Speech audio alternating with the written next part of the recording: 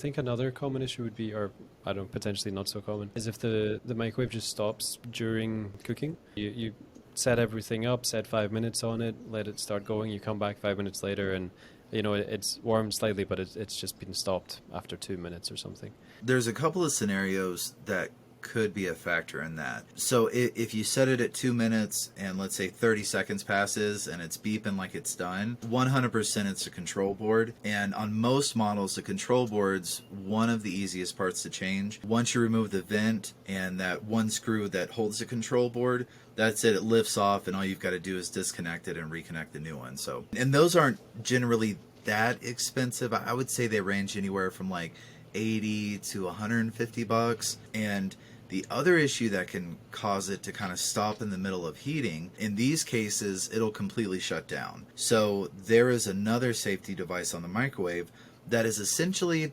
it's almost like a temperature fuse, but it is resettable. And it's mounted on the magnetron, which again is what's responsible for all the energy that's produced to heat the food. Mm-hmm. So once it heats up to the point where it's overheating, it'll basically cut off power to the microwave, so you don't have any lights, you don't have any display, but after 20 minutes, 30, 40 minutes, everything will come back on because that fuse is reset. Again, unplugged, safe and everything, but that microwave magnetron thermal fuse typically is maybe 15 bucks online and fairly easy to change once you can access the inside. It'd be good to try that first.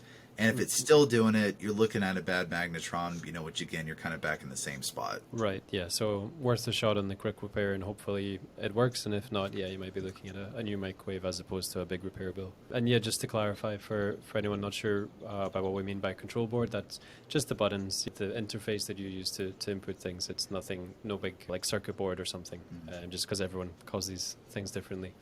Oh yeah, there's so many names for the same parts. It's kind of wild. Well, and so on that control board, if you go to a site where you can see a part breakdown, if you're trying to order it yourself, that control board is typically made up of a couple of different components. The actual buttons that you press, they call that the user interface or the membrane. Beyond that, you have kind of like a metal bracket that the actual control board or the main board or the power board, it's all the same thing, mounts on that bracket. And then sometimes you might even have a separate display board. All of that can be a little annoying to try to change piecemeal.